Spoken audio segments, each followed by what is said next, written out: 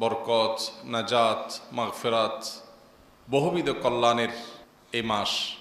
নির্বাচন কেন্দ্রিক আমাদের যে উত্তাপ আছে, উদ্দীপনা আছে, আগ্রহ আছে, কৌতূহল আছে, এই কৌতূহল বা উদ্দীপনা যেন আমাদের রমাদানের প্রস্তুতিকে ভুলিয়ে না দেয়। পার্থিব জীবনে বিভিন্ন উপলক্ষ আসবে, বিভিন্ন সুখের বা দুঃখের মুহূর্ত আসবে, বহু কৌতূহল আসবে, বহু কৌতূহল চলে যাবে, কিন্তু আমাদের আখেরাতের পাথেয় সঞ্চয় করার যে সুযোগ, সে সুযোগ কোনোভাবে আমাদের হাত ছাড়া করা বুদ্ধিমানের কাজ হবে না। নির্বাচনের আমেজ, কৌতূহল, উদ্দীপনা আমরা এ সমাজের মানুষ, এ সমাজের অংশ হিসাবে আমাদেরকে স্পর্শ করবে, টাচ করবে, এটা অস্বাভাবিক না। কিন্তু অস্বাভাবিক হলো এই সাময়িক উদ্দীপনা, আগ্রহ, কৌতূহল, এটা যদি আমাদের স্থায়ী অনন্তকালের সুখ এবং নেয়ামত লাভের পথে বাধা সৃষ্টি হয়, আমাদেরকে যদি আত্মভোলা করে দেওয়া হয়, সেটা হবে সবচেয়ে দুর্ভাগ্যজনক। তো এই জন্য নির্বাচন কেন্দ্রিক যে সমস্ত কৌতূহল, উদ্দীপনা আমাদের আছে, সেগুলোর পাশাপাশি আমাদের রমাদান কেন্দ্রিক প্রস্তুতি, রমাদান কেন্দ্রিক আমাদের যে সমস্ত পূর্ব পরিকল্পনা আছে, সেগুলো যথাযথভাবে হাতে নেওয়া দরকার। কারণ যে কোনো কাজের যথাযথ প্রস্তুতি মানে হলো সে কাজের অর্ধপূর্ণতা। প্রস্তুতি ভালো হলে কাজটা অর্ধেক পরিপূর্ণতা এমনিতেই পেয়ে যায়। আর প্রস্তুতি যদি ভালো না হয়, তাহলে সে কাজ যতই চেষ্টা করা হোক, সেটাকে পূর্ণতার সর্বোচ্চ পর্যায়ে নেওয়া কঠিন হয়ে যায়। এই জন্য আল্লাহ রাব্বুল আলামিন কোরআনে হাকিমে তাবুক যুদ্ধে যে সমস্ত মানুষেরা যায়নি, মুনাফিকদের একটি দল যায়নি, কিছু সরল মনা মুসলমান তারাও সেখানে অংশগ্রহণ করেননি, যদিও তারা এমন তওবা করেছেন যেই তওবাকে আল্লাহ তাআলা কোরআনে উল্লেখ করেছেন মডেল হিসাবে। তো সেই যুদ্ধে যারা শরিক হয়নি, তারা বিভিন্ন অজুহাত দিয়েছিল যে আমরা যেতে চেয়েছিলাম কিন্তু হয়ে ওঠেনি, আমাদের লক্ষ্য ছিল কিন্তু বিভিন্ন সমস্যা তৈরি হয়েছে, ইত্যাদি ইত্যাদি। আল্লাহ সুবহানাহু ওয়া তাআলা তাদের সে দাবি নাকচ করে কোরআনে কারিমে বলেছেন, ওয়ালাউ আরাদুল খুরুজ, তারা যদি আল্লাহর রাহে জেহাদে যাওয়ার তাদের সত্যিকারের ইচ্ছা যদি থাকতো, লা আ'আদ্দু লাহু উদ্দাহ, তাহলে তারা তার জন্য আগে থেকে প্রস্তুতি নিত। প্রস্তুতি না নেওয়া থেকে বোঝা যায় তাদের আসলে ভালো কিছু করার ইচ্ছা, সদিচ্ছা নাই। তো এই আয়াত থেকে আমরা যে অংশটি এখানে নিচ্ছি সেটি হলো, রমাদান আসার পর ইমানদার হিসাবে যেহেতু শয়তান শৃঙ্খলাবদ্ধ হয়ে যায়, জান্নাতি আবহাওয়া এবং পরিবেশ বিরাজ করে, জান্নাতি ক্রিয়াকর্ম আমলসমূহ করবার বিভিন্ন সুযোগ তৈরি হয়, আমরা অনেকে ভালো কিছু করবার চেষ্টা করি, অন্তত মানসিকভাবে প্রস্তুতি না থাকলেও ওই সময়টাতে আমাদের ভালো কাজের আগ্রহ জন্মে, কিন্তু হয়ে ওঠে না। জীবনের বেশিরভাগ রমাদান আমরা বেশিরভাগ মানুষ পার করেছি আফসোস, আক্ষেপ, দুঃখ, কষ্ট নিয়ে। বিশেষ করে রমাদান যখন শেষ হয়ে যায়, তখন আমরা আফসোস করতে শুরু করি, ইস, তেমন কিছু করা হয়ে উঠল না, আহারে চলে গেল, শেষ হয়ে গেল, কি করতে পারলাম। এ হাহুতাশ করার পর শয়তান আমাদের মিথ্যা প্রবোধ দেয়, ঠিক আছে এই রমজান তো চলে গেছে, সামনের রমজান আল্লাহ হায়াত দিলে ইনশাল্লাহ যথাযথভাবে তুমি ইবাদত করবা। আমরাও সে প্রবোধ, সে সান্ত্বনা, মিথ্যা সান্ত্বনা গ্রহণ করে নিজেকে বুঝ দিয়ে আবার একটা রমজানের জন্য প্রস্তুতি নেই। কিন্তু এইভাবে একের পর এক রমাদান চলে যায়, আমাদের আফসোসের শেষ থাকে না। এর কারণ কি? কারণ হলো আগে থেকে যথেষ্ট পরিমাণে প্রস্তুতি, সঠিক এবং যথাযথ পদক্ষেপ এবং পরিকল্পনা আমাদের নেওয়া হয় না।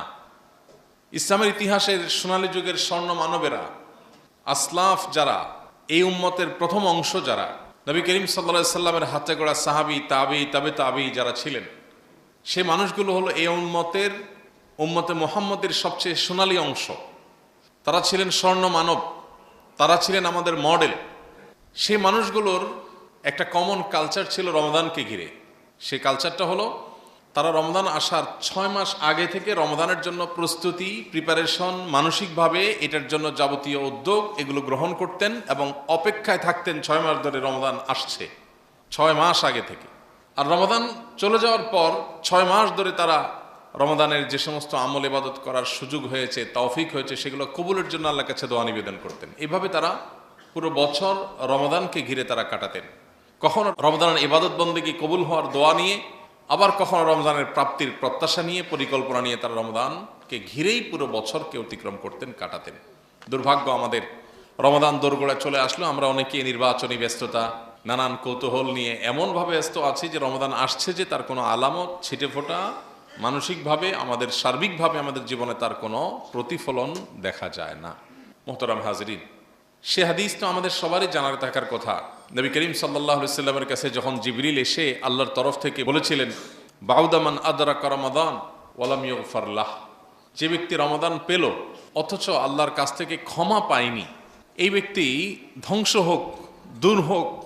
এখানে রমাদান লাভের পরও যদি কেউ মাগফিরাত না পায়, রমাদান পেয়েও যদি কেউ সেটাকে সদ্ব্যবহার করতে না পারে, রমাদান পেয়েও যদি কেউ তার গুনাহ খাতা, অন্যায়, অপরাধ যেগুলো আমলনামা ভরে গেছে সেগুলোকে ক্লিন করতে না পারে, ডিলেট করতে না পারে, তার চাইতে হতভাগার কেউ নাই। এই হাদিস থেকে সেটি বোঝা যায়।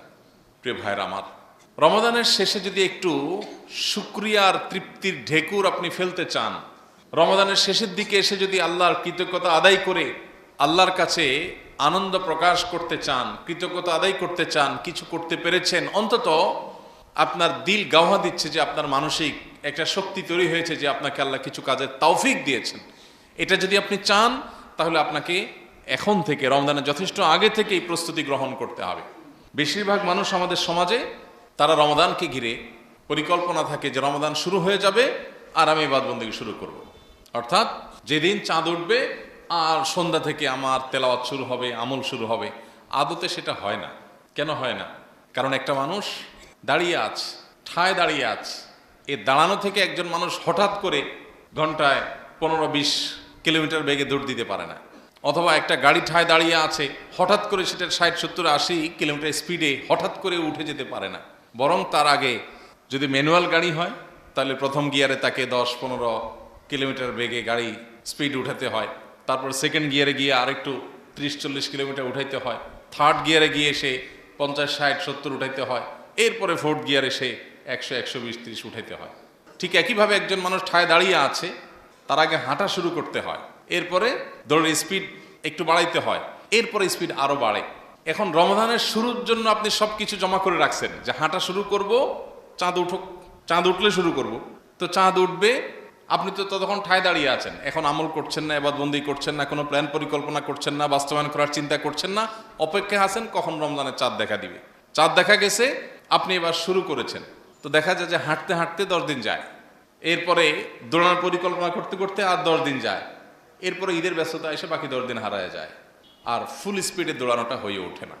এই জন্য মোহতারাম হাজরিন, নবী করিম সাল্লাল্লাহু আলাইহি সাল্লাম শাবান মাসের পুরো মাসের বেশিরভাগ দিনগুলো রোজা রাখতেন। কেন রাখতেন? এই শাবান মাসের রোজার দুটি কারণ তো হাদিসে উল্লেখ করা হয়েছে, এর বাইরে আরো বহুবিধ কারণ আছে। একটি কারণ তো নবীজি বলেছেন, যাকা শাহরুন ইয়াগফুলুন নাস বাইনা রজবা ওয়া রমাদান। নবীজিকে জিজ্ঞাসা করা হয়েছিল যে আপনি শাবান মাসে এত রোজা কেন রাখেন? তিনি বলেছিলেন, হাদিসে ওসামা ইবনে যায়েদ রাদিয়াল্লাহু আনহু বর্ণনা করেছেন যে নবীজি বলেছেন, এই মাসে মানুষ উদাস থাকে। এর আগের মাসটা থাকে রজব মাস, যেটা সম্মানিত 4 মাসের একটা, যার কারণে তার একটা আলাদা ইম্পর্টেন্সই আছে। আবার এর পরের মাসটা রমজান মাস, সেটা তো বছরের সেরা মাস বলার অপেক্ষা রাখে না, যার কারণে এই 2 মাস মানুষ ইবাদত বন্দেগীর টুকটাক চেষ্টা করে। বাট মাঝে পড়ে এই শাবান মাসটাতে মানুষ ওই যে আমরা বলি মোচে তাও দেওয়ার মতো, যে রমজান তো আসছেই, এখন আর কি করার আছে, আসুক না, আসলে শুরু করব। তো এই মাসটাতে মানুষ উদাস থাকে। নবীজি বলেছেন যে উদাস থাকে মানুষ, এই জন্য এই মাসে আমি বেশি বেশি নফল রোজা রাখি, কারণ যেই সময়টাতে মানুষ যত বেশি উদাসীনভাবে কাটায় ওই সময়টাতে ইবাদতের গুরুত্ব তত বেশি বেড়ে যায়। যেমন ধরুন, একজন হুজুর মানুষ, ওনাকে সবাই সালাম দেয়, ইমাম সাহেব মানুষ সবাই সালাম দেয়, মুরব্বী মানুষ সবাই সালাম দেয়, নেতা মানুষ সবাই সালাম দেয়, তাকে সালাম দিলে আপনি সালামের সওয়াব পাবেন। কিন্তু একজন রিক্সা চালক, একজন খেটে খাওয়া দিনমজুর, একজন সাধারণ মানুষ, তিনি অবহেলিত, তাকে কেউ সালাম দেয় না। আপনি পরিকল্পনা করে প্ল্যান করে, যেহেতু অবহেলিত অতএব এই লোকটাকে গিয়ে আমি সালাম দেব, আপনি যদি এই উদ্যোগটা নেন তাহলে সালামের দেওয়ার যে সওয়াব সেটার পাশাপাশি একটি অবহেলিত কাজকে আপনি সমাজে প্রতিষ্ঠিত করবার চেষ্টা করেছেন, তার জন্য আলাদা সওয়াব পাবেন।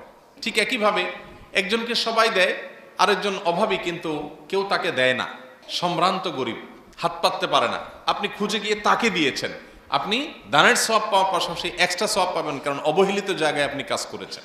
আপনি এমনিতে নফল নামাজ পড়েন, সওয়াব পাবেন, কিন্তু তাহাজ্জুদের সময় নফল নামাজের সওয়াব সবচেয়ে বেশি কেন?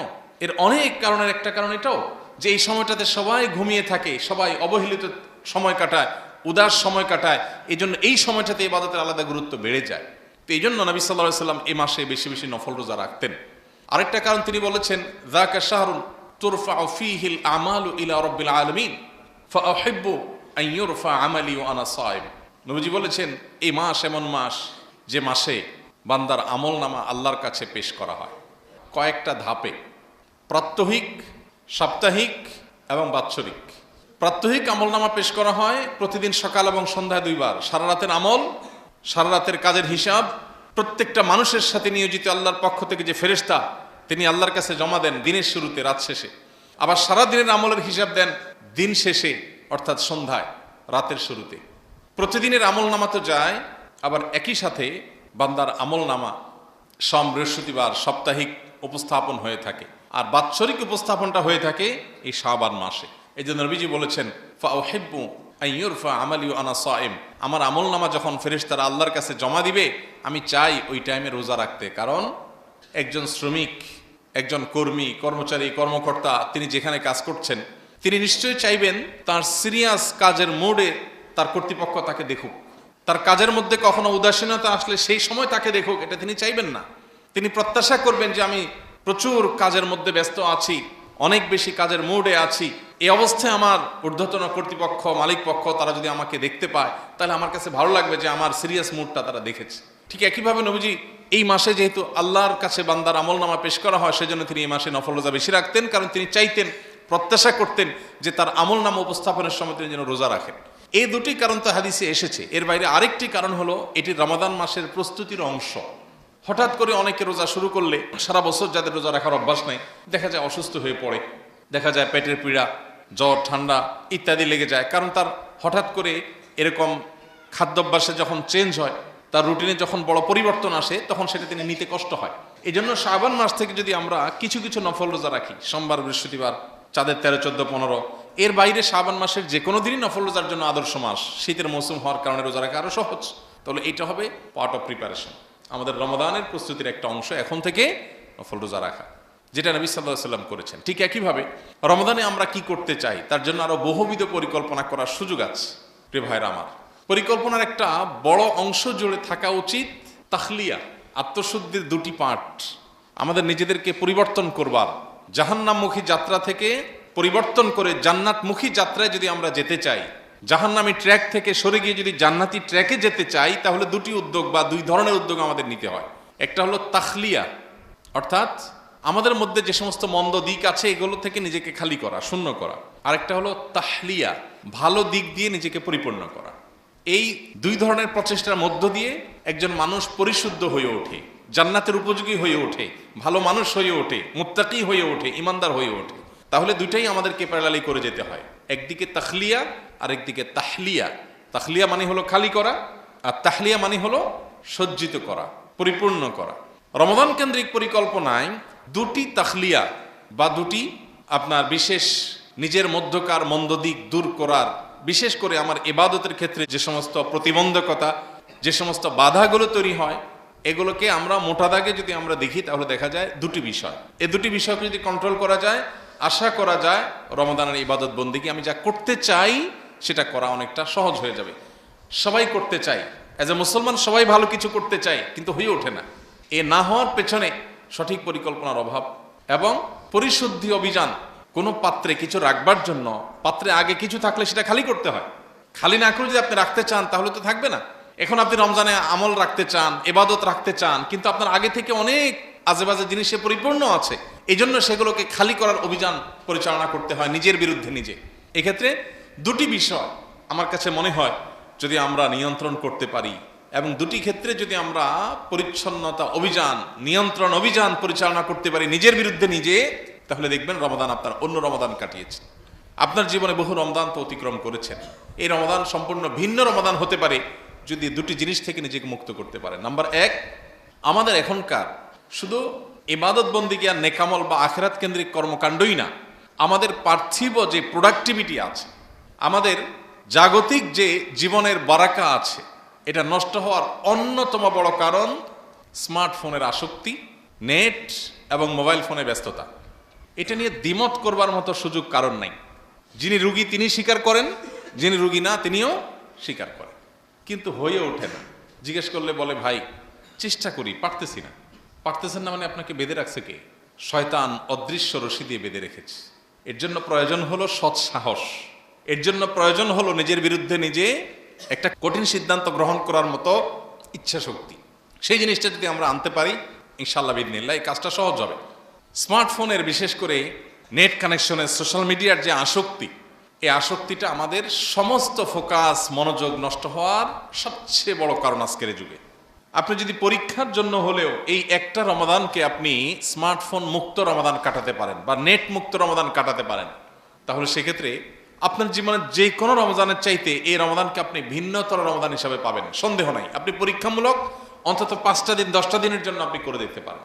আমি আল্লাহর এরকম বহু বন্দাকে, অনেক নেককার মানুষকে চিনি, জানি, যারা রমজান উপলক্ষে অন্তত নেট কানেকশন থেকে ডিসকানেক্টেড হয়ে যায়।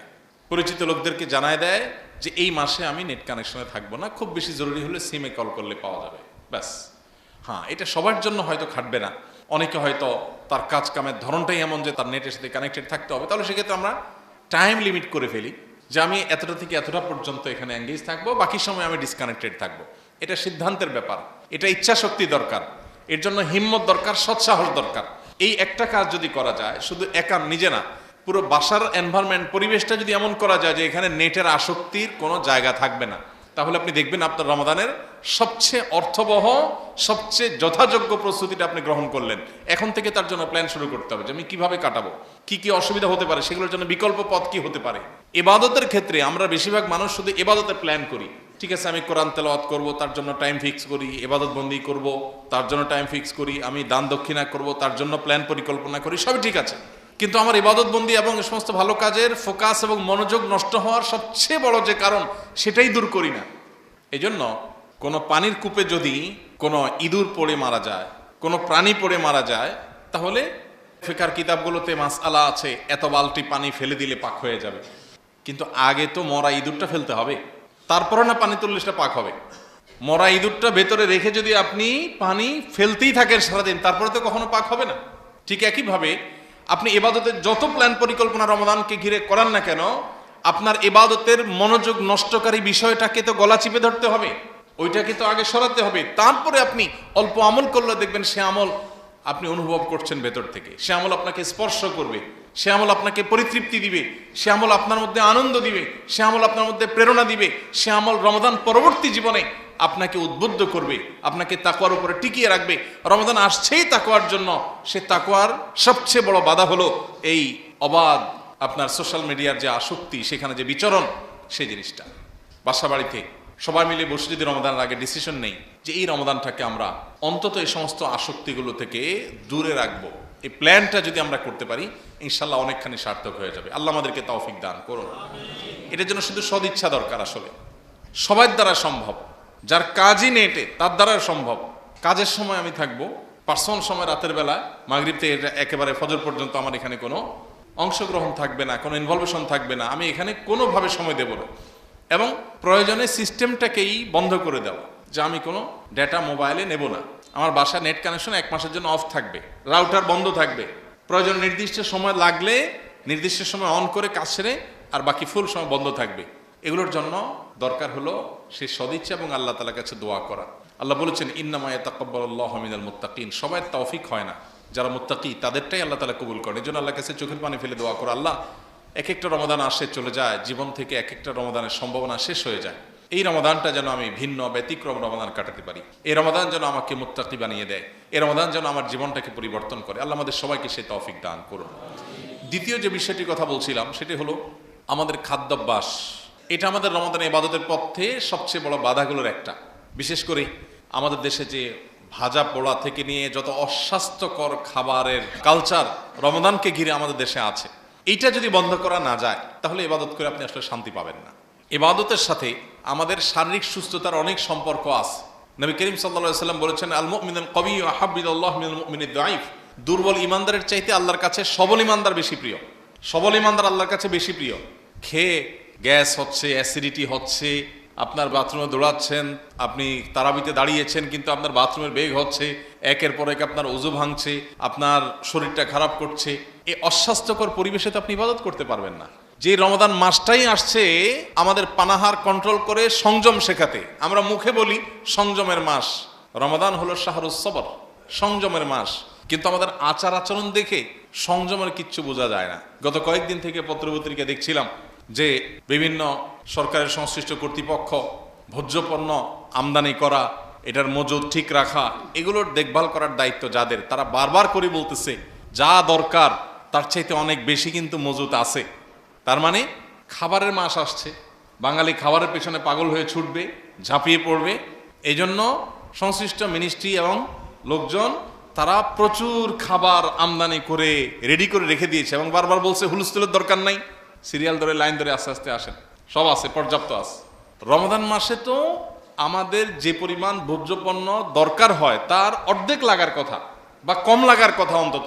কারণ যেখানে সারা বছর দিনের বেলা সকাল থেকে সন্ধ্যা পর্যন্ত 3বার 4বার খাই, সেখানে রমজান মাসে দিনের বেলা খানাই নেই, রাতে তো জেগেই থাকি অল্প কয়েক ঘন্টা, তাহলে তো খাবার তো কমে যাওয়ার কথা। কিন্তু না, তেলের দাম বেড়ে যায়, চিনির দাম বেড়ে যায়, ছোলার দাম বেড়ে যায়, সবজির দাম বেড়ে যায়, মাছ গোশের দাম বেড়ে যায়। কারণ এমন খানা খায়, আর এই খাওয়ার জন্য একটা জাল হাদিস বানায় নিছে, রমজানের খানার কোনো হিসাব নাই, চুরি চুরি সিনাচুরি, খাবে কবজি ডুবায়া লাগামহীন, ওইটা খাওয়ার জন্য আবার একটা জাল হাদিস বানায় নিস যে রমজানে খানার কোনো হিসাব নেই। কি বলছে রমজানে খানার হিসাব নেই? রমজানে উল্টা পাল্টা এই যে অতিরিক্ত খাইতেছেন, কবজি ডুবাইয়া নষ্ট করতেছেন, অপচয় করতেছেন, এটার জন্য হিসাব আরো বেশি হবে। অন্য মাসের রমজান মাস তো সমান না। রমজান মাসে এত মর্যাদার মাস, আল্লাহ যদি জিজ্ঞাসা করেন বান্দা রমজানে দিনে বেলা রোজা ফরজ করে দিছি যাতে তোমার খাওয়া বন্ধ হয়ে যায়, তাতে তোমার বাসায় প্রতি মাসে যা দরকার হয় এই মাসে তার চেয়ে কম দরকার হওয়ার কথা, বাট খরচ আরো বেশি হলো কেন? তখন কি জবাব দিয়ে করবো? ইফতার মানে নাস্তা, ইফতার ফুতুর শব্দের অর্থই কি? নাস্তা। সারা বছর আপনি নাস্তা কয় আইটেম দিয়ে করেন? সচরাচর আমাদের বাসা বাড়িতে কয় আইটেম হয়? রুটি, ভাজি, একটা ডিম পোস্ট, খিচুড়ি, এই তো এই জাতীয় আইটেম। তো সব মিলিয়ে 2, 3, 4 পদ। ইফতারে কত পদ খান? যে সারা বছর 3 পদ খায়, ইফতারিতে খেয়ে অন্তত 10 পদ খায়। শরবতই 2টা 3টা লাগে। মহিলারা আসর পথে বানাতে বানাতে কাহিল, আর আমরা খাইতে খাইতে কাহিল। আসর থেকে নিয়ে খাইলাম আর মাগরিবের পর থেকে ছাড়লাম। ইবাদতের যে পিক টাইম, ফুল পিক টাইম, শয়তান আমাদের মহিলাদের ব্যস্ত করে দিছে, খানা বানাও আর খায়া এক ইনিংস শেষ করে ইনিংস ঘোষণা দিয়ে মাগরিবের নামাজে আসে। ইফতারের একটা ইনিংস শেষ করে ইনিংস ডিক্লেয়ার করে কোথায় আসে? পুরুষের নামাজে আসে। নামাজ পড়ে যায়া সেকেন্ড ইনিংস স্টার্ট করে। খাইতে খাইতে কাহিল, আর মহিলারা এক সময় রান্না করতে করতে কাহিল, আর পুরুষরা খায়া সব তুষ করে ধুই চলে আসছে। এরপরে ওইগুলো আবার গোছাতে গোছাতে কাহিল, রাতের অর্ধেক পা, এর মধ্যে শোয়ার সময় রমজান শেষ। ভাইরা আমার, ইফতার আমাদের সংস্কৃতির অংশ। ইফতারের আনন্দ, এর কথা হাদিসেও আছে। ইফতারের মধ্যে 2-4টা আইটেম বেশি থাকা দোষণীয় আমি বলছি না, কিন্তু আমি বলছি সবকিছুর একটা সীমা রেখা আছে। কি আইটেম? ওই যে বাজার থেকে কিনে খায়, বড় বাপের পোলায় খায়। বাপের পোলা সারা বছর কি মরছিল? রমজানি এর খানা ছুটছে সব। এই বড় বাপের পোলা খায় নামে যে ইফতারের যে পুরান ঢাকার আইটেম সারা বছর কোথায় ছিল? এই জন্য একজন ইমানদার তার ইবাদতের পরিকল্পনার জন্য ইবাদতের বাধাগুলো দূর করবে। বাধাগুলোর মধ্যে একটা হলো এই লাগামহীন এবং নিয়ন্ত্রণহীন এবং অস্বাস্থ্যকর যে খাবারের হিড়িক, এটাকে আমাদের কন্ট্রোল করতে হবে। এটা যদি কন্ট্রোল করেন, আপনি দেখবেন আপনার রমজানটা অন্যভাবে কাটাতে পেরেছেন। আপনি ইফতারিতে প্ল্যান করেন যে আমি অস্বাস্থ্যকর খাবার রাখবো না, শুধু ইফতারি না, সারাদিন রাতের মধ্যে। এই একটা পরিকল্পনা দেখবেন আপনার রমাদানের পুরো পরিস্থিতি এবং পরিবেশকে পরিবর্তন করে দিবে। আল্লাহ আমাদের সবাইকে এই রমাদানকে জীবনের ভিন্নতর রমাদান হিসাবে কাটাবার তৌফিক দান করুন। এর পাশাপাশি আমরা রমাদানে কোরআন তেলাওয়াতের জন্য সময় বের করা, অন্য অনর্থক কাজ থেকে বেরিয়ে আসার জন্য প্ল্যান পরিকল্পনা করা, ইবাদতের মধ্যে কাটাবার জন্য আরও যে সমস্ত প্ল্যান পরিকল্পনা করা, সেগুলো